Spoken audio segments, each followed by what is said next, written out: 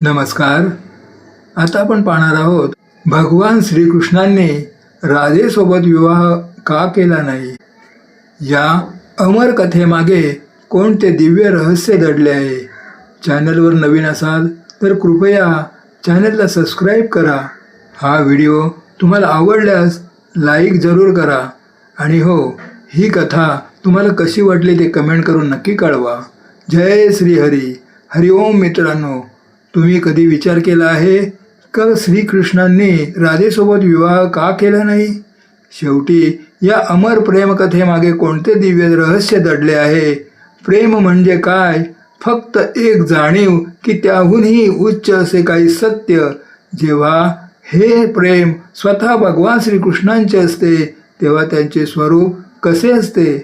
आज आम्ही तुम्हाला घेऊन जाणार आहोत राधाकृष्णाच्या दिव्य प्रेमाच्या त्या अद्भुत प्रवासावर, जिथे प्रेम अश्रूंमध्ये हसते आणि हास्यातही वेदना लपलेली असते. ही कथा केवळ एक प्रेम कहाणी नाही, तर प्रेमाहूनही महान आणि विवाहाहूनही पवित्र अशा एका दिव्य बंधनाची कथा आहे. प्रिय भक्तांनो, आज आपण श्री राधा आणि श्रीकृष्ण यांच्यातल्या लीलेचे रहस्य ऐकणार आहात. हे जे जाणून तुमचा हृदय भक्तिसागरात बुडून जाईल. पण तुम्हाला एक नम्र विनंती आहे, ही कथा अर्धवट सोडू नका आणि राधाकृष्णाच्या अलौकिक प्रेमाचे साक्षीदार बनवून ती शेवटपर्यंत नक्की ऐका. तसेच कमेंटमध्ये जय श्री राधेकृष्ण नक्की लिहा. तर चला, कोणताही विलंब न लावता सुरू करूया या दिव्य रहस्याच्या कथेला. ही गोलोकांपासून सुरू होऊन वृंदावनापर्यंत चालते. मित्रांनो, तुम्हाला माहीत आहे का की प्रेम म्हणजे काय? म्हटले जाते की प्रेम एक भावना आहे, एक अदृश्य जाणीव आहे. परंतु जेव्हा हे प्रेम स्वतः भगवंताचे असते तेव्हा त्याचे स्वरूप कसे असते हा प्रश्न मनात खोलवर उतरतो. आज आपण त्या अमर कथेत प्रवेश करूया, जे ऐकून कधी तुमचे डोळे पाणावतील, कधी हृदय बहरेल आणि शेवटी तुम्ही खोल श्वास घेऊन विचारात गढून जाल. ही कथा केवळ प्रेमाची नाही, तर प्रेमाहूनही महान, विवाहाहूनही पवित्र बंधनाची आहे. ही कथा आहे राधा आणि श्रीकृष्णाची. शास्त्रांमध्ये वर्णन केले आहे की सृष्टीपूर्वी जेव्हा केवळ परब्रह्माचेच अस्तित्व होते, तेव्हा गोलोकधामात राधा आणि कृष्ण सोबत निवास करीत होते. तिथेच कृष्णाची आणखी एक पत्नी होती, विजा, आणि तिघांमध्ये अपार प्रेम, आदर आणि सन्मान होता. एक दिवशी श्रीकृष्ण विजासोबत गोलोकाच्या मनमोहक उपवनामध्ये फिरत होते, तेव्हा तिथे राधेचे आगमन झाले. प्रियतमाला कोणा दुसऱ्यासोबत पाहून राधेचे हृदय जळजळ आणि क्रोधाने भरून गेले. त्या क्षणी श्रीकृष्णाचा परम मित्र श्रीदामया तिथे पोहोचला आणि राधेला समजावू लागला की प्रेमात मत्सराला म्हणजे ईर्षेला काहीही स्थान नसते. परंतु राधेचा क्रोध शांत झाला नाही आणि तिने श्रीदाम्याचा अपमान केला. हे पाहून दुःखी होऊन श्रीदाम्याने राधेला शाप दिला. तिला आपल्या प्रियतमापासून 100 वर्ष विरह सहन करावा लागेल. ते दोघेही पृथ्वीवर जन्म घेतील आणि तिथे त्यांचे मिलन विवाहाच्या रूपात होऊ शकणार नाही. हा शाप ऐकून गोलोकात शांतता पसरली. राधेच्या डोळ्यातून अश्रुधारा वाहू लागले आणि श्रीकृष्णाचे हृदयही व्याकुळ झाले. परंतु शाप स्वीकारणे भाग होते. काळाचे चक्र फिरले आणि मथुरेत देवकीच्या गर्भातून श्रीकृष्ण प्रकट झाले.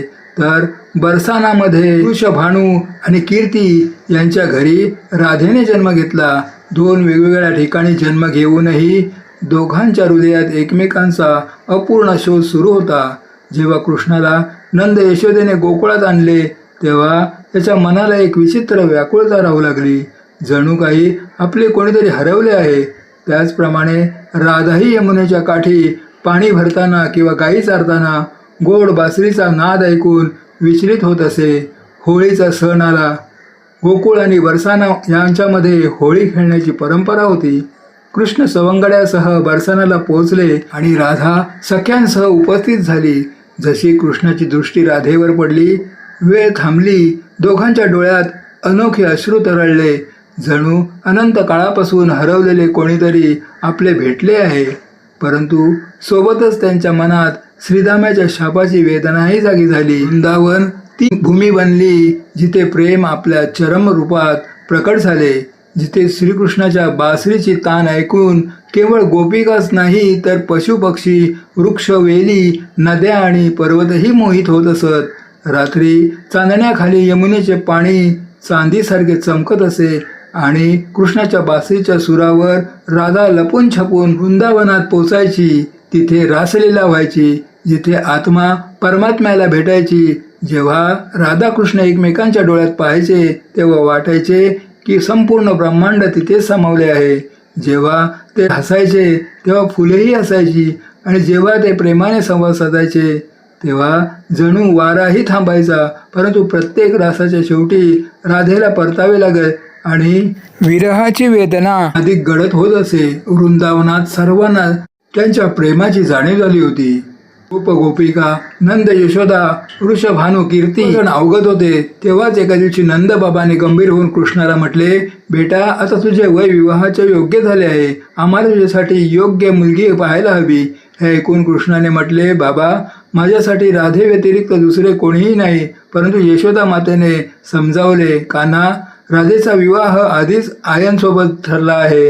हे शक्य नाही. त्याचप्रमाणे बरसानामध्येही वृषभानू राधेला समजावले, बेटी, समाजाचे नियम आहेत, तुला त्याचे पालन करावेच लागेल.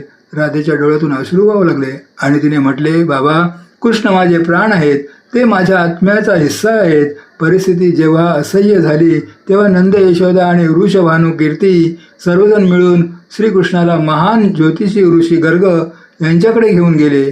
ऋषी गर्ग यांनी आपल्या दिव्य दृष्टीने सर्व काही पाहिले आणि गंभीर स्वरात म्हटले, हा काही सामान्य बालक नाही, हा स्वयं नारायणाचा अवतार आहे.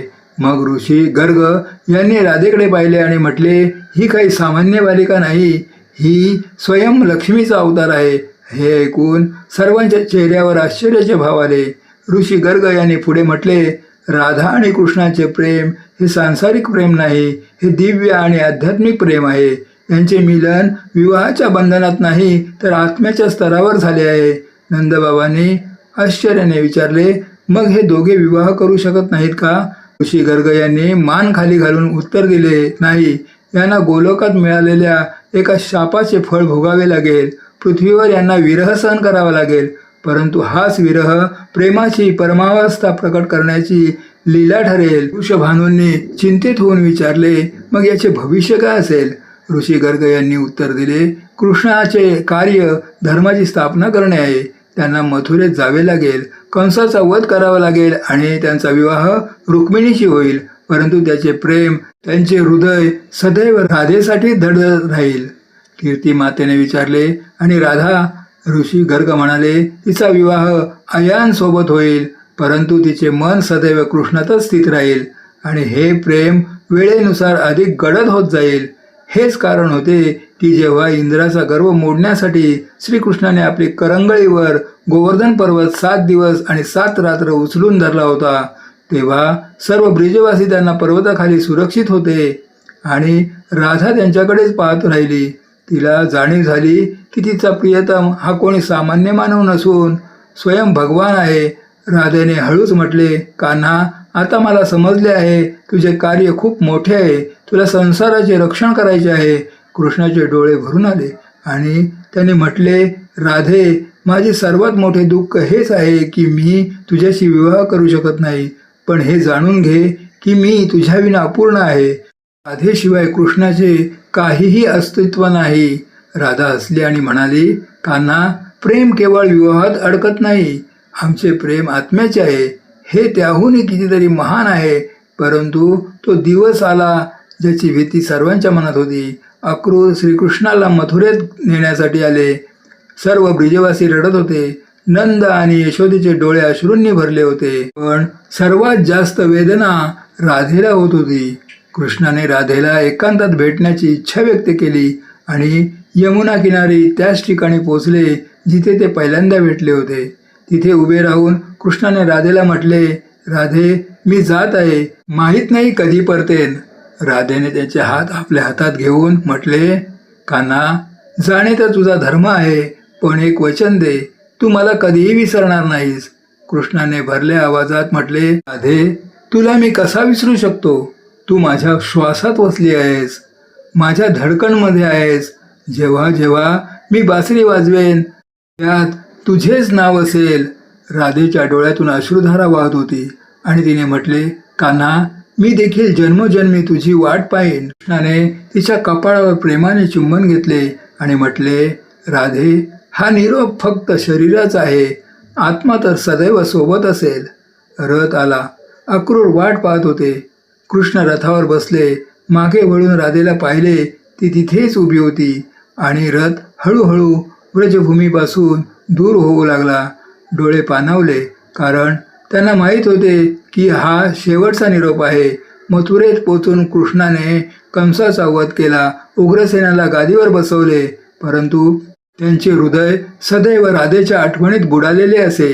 रात्री जेव्हा ते एकटे असत तेव्हा बासरी वाजवत आणि मनातल्या मनात हाक मारत, राधे, कुठे आहेस तू? तू पण माझी आठवण काढतेस का? तिकडे बरसांमध्ये राधेचा विवाह आयांसोबत झाला होता, पण तिचे मन कृष्णातच गुंतले होते. ती रात्री आकाशाकडे पाहून म्हणायची, कान्हा, तू कुठे आहेस? तू पण माझी आठवण काढतोस का? आणि अश्रूंनी भिजत राहायची. याच दरम्यान कृष्णाकडे विदर्भाची राजकुमारी रुक्मिणीचे पत्र आले, ज्यामध्ये लिहिले होते, हे कृष्ण, मी तुमच्या शौर्य आणि करुणेबद्दल ऐकले आहे. मला तुमच्याशी विवाह करायचा आहे, पण माझ्या भावाने माझा विवाह शिशुपालशी ठरवला आहे. कृपया मला वाचवा. पत्र वाचताच कृष्णाला राधेची आठवण आली आणि त्यांनी मनातल्या मनात म्हटले, राधे, जर तू असतीस तर काय म्हटले असतेस? तेव्हाच त्याच्या अंतःकरणात राधेचा आवाज घुमला, असह्यांचे रक्षण करणे हे तुझे धर्म आहे. रुक्मिणीलाही माझ्यासारखे प्रेम हवे. कृष्णाने रुक्मिणीचे हरण केले आणि तिच्याशी विवाह केला, परंतु विवाहाच्या क्षणांमध्ये त्यांचे मन राधेच्या आठवणीत बुडाले होते. रुक्मिणी समजूतदार होती. तिने कृष्णाच्या हृदयात राधेबद्दलचे प्रेम अनुभवले आणि एक दिवशी म्हटली, स्वामी, मला माहीत आहे की तुमचे हृदय कोणा दुसऱ्यासाठी धडकत आहेत. मला तुमच्या प्रेमाची स्पर्धा करायची नाही. कृष्णाच्या डोळ्यातून अश्रू वाहू लागले आणि त्यांनी म्हटले, रुक्मिणी, तू महान आहेस. हो, माझे हृदय राधेसाठी धडकते, पण तू माझ्यासाठी सन्मान आणि स्नेहाची पात्र आहेस. कालांतराने कालयवनाच्या आक्रमणामुळे कृष्णाला मथुरा सोडून द्वारकेला जावे लागले, परंतु ते जिथे कुठे राहिले त्यांचे हृदय सदैव राधेसोबतच जोडलेले राहिले. द्वारकेत पोहोचून कृष्णाने एक भव्य नगर वसवले. अनेक राण्या त्यांच्या पत्नी बनल्या. सत्यभामा, जांबवंती आणि इतर राजकुमारी त्यांच्या जीवनात आल्या, परंतु महालाच्या वैभवशाली भिंती, असंख्य सेवक आणि अफाट संपत्ती असूनही श्रीकृष्णाचे हृदय सदैव राधेच्या स्मृतीमध्येच बुडालेले असायचे.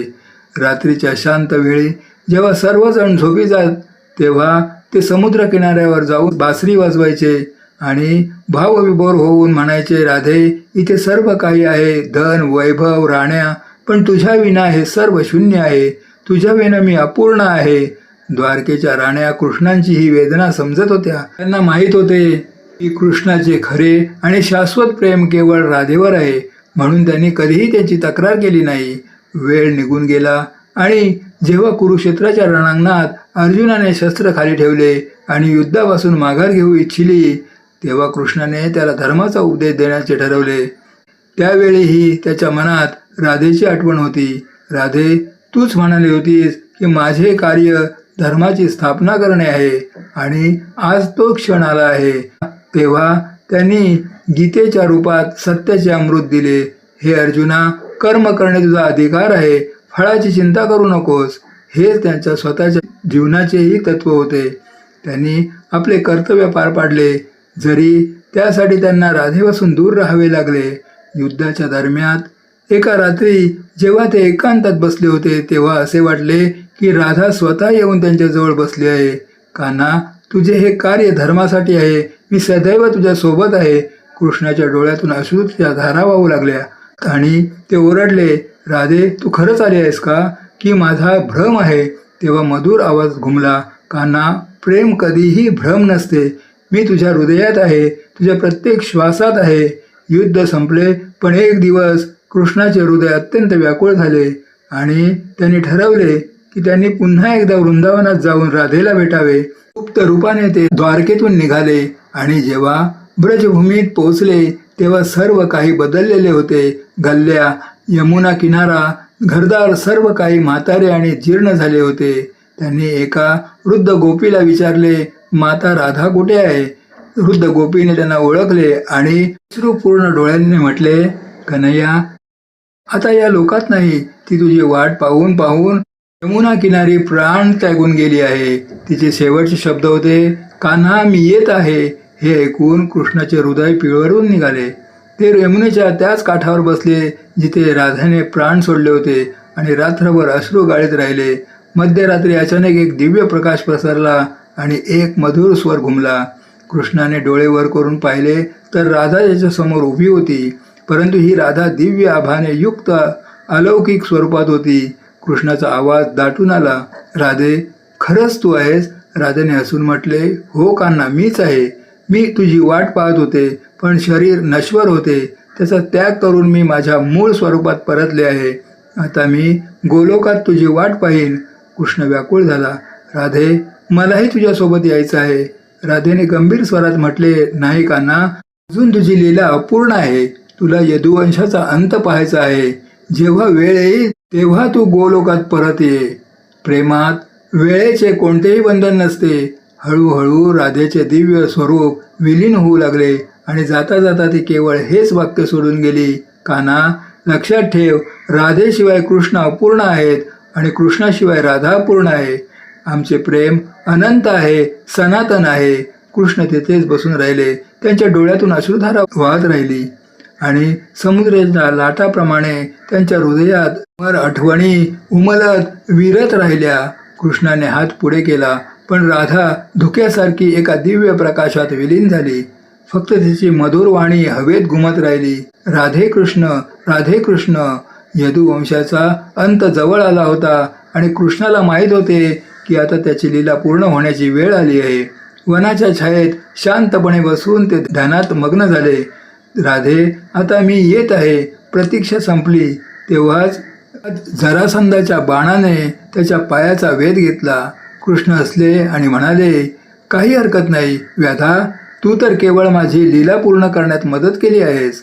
जसे त्याने शरीर त्याग केला, आकाशातून दिव्य संगीत घुमले, फुलांचा वर्षाव होऊ लागला आणि कृष्णाचा आत्मा थेट गोलोकात पोहोचला, जिथे राधा त्यांची वाट पाहत उभी होती. अनंत युगाचा विरह संपला आणि दोघे एकमेकांच्या आलिंगनात विलीन झाले. आता तुम्ही विचार करत असाल की श्रीकृष्णांनी राधेसोबत विवाह का केला नाही? याचे उत्तर खूप खोल आहे. पहिले कारण होते श्रीधाम्याचा शाप, ज्याने ठरवले होते की पृथ्वीवर त्याचा विवाह शक्य होणार नाही. दुसरे कारण होते समाजाची मर्यादा. राधेचा विवाह आधीच निश्चित झाला होता आणि कृष्ण त्या मर्यादा मोडू शकत नव्हते. तिसरे आणि सर्वात मोठे कारण होते कृष्णाचे दैवी उद्दिष्ट, अधर्माचा नाश आणि धर्माची स्थापना. यासाठी त्यांना राजकीय विवाह करावे लागले. परंतु सर्वात खरे कारण होते की राधाकृष्णाचे प्रेम विवाहापेक्षा उच्च होते. विवाह हे शरीराचे मिलन आहे, पण राधा आणि कृष्णाचे प्रेम हे आत्म्याचे मिलन होते. शुद्ध, निष्कलंक, अनंत. ही कथा आपल्याला शिकवते की खरे प्रेम स्वार्थरहित असते. प्रेमात त्याग असतो. राधेने कधीही विवाहाची मागणी केली नाही, उलट कृष्णाच्या धर्मकार्यात साथ दिली. कृष्णाने आपल्या सुखाचा त्याग करून संसाराच्या कल्याणासाठी धर्माचा मार्ग निवडला. राधेचा संयम आणि कृष्णाचे समर्पण दोन्ही मिळून प्रेमाला एक दिव्य रूप देतात. हेच कारण आहे की आजही जेव्हा आपण त्यांचे नाव घेतो तेव्हा राधा आधी येते. राधे कृष्ण हे केवळ नाव नाही तर एक संदेश आहे की प्रेमात सन्मान आणि त्याग सर्वोच्च असतो. प्रिय भक्तांनो, राधाकृष्णाची ही दिव्य कथा आपल्याला आठवण करून देते की प्रेम केवळ सांसारिक नाही तर आत्म्याचे मिलन आहे. असे प्रेम अमर असते, मृत्यूनंतरही जिवंत राहते. प्रेमाने बोला, राधे कृष्ण. आम्हाला आशा आहे की ही कथा तुमच्या जीवनात भक्ती आणि सकारात्मकतेचा प्रकाश घेऊन आली असेल. अशाच आणखी रंजक आणि आध्यात्मिक व्हिडिओसाठी चॅनलला सबस्क्राईब करा. कृपया या दिव्य कथेला लाईक करा, आपल्या मित्रांसोबत शेअर करा आणि आपला श्रद्धाभाव कमेंटमध्ये जय श्री राधेकृष्ण लिहून व्यक्त करा. शेवटपर्यंत सोबत राहिल्याबद्दल तुमचे मनापासून धन्यवाद. जय श्रीकृष्ण, जय श्रीहरी, हरिओम.